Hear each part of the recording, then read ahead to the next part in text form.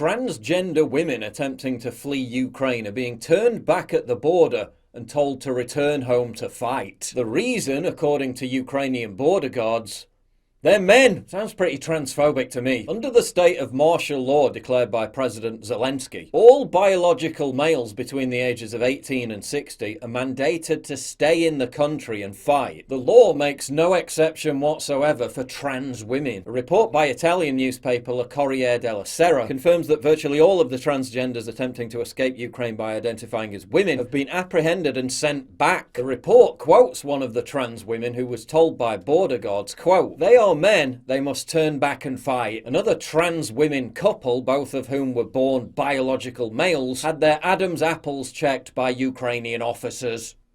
They were then told to return home and, quote, "go to the war." Another described the humiliating treatment meted out by Ukrainian border guards. Ukrainian border guards undress you and touch you everywhere, Judith says. You can see on their faces they're wondering, what are you? Like you're some kind of animal or something. That from someone who was born a biological female but now identifies as a man, but was still prevented from fleeing the country. Legally, there is no reason why she should not be allowed to pass with the thousands of women who are crossing Ukrainian borders to safety every day. Yet on 12th of March at about 4 a.m, after a long and humiliating search, border guards determined she was a man and prevented her passage into Poland. According to human rights campaigner Alina Shevchenko, it sounds like Ukrainian border guards are preventing even trans people with a valid certificate reflecting their new gender from leaving Ukraine, and nobody knows why. Zero Hedge reports, interestingly, the American press didn't pick up the story.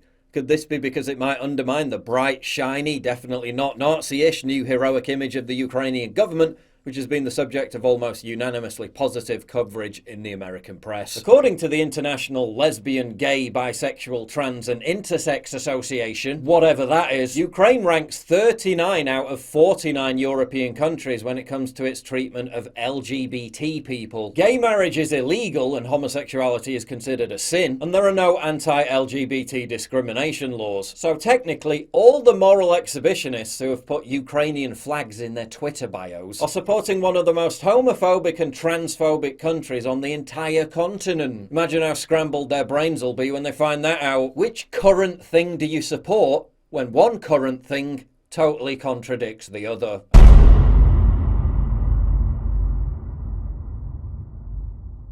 To get exclusive content, early access, behind the scenes stuff, and to personally interact with me, please sign up for my community at pauljosephwatson.locals.com.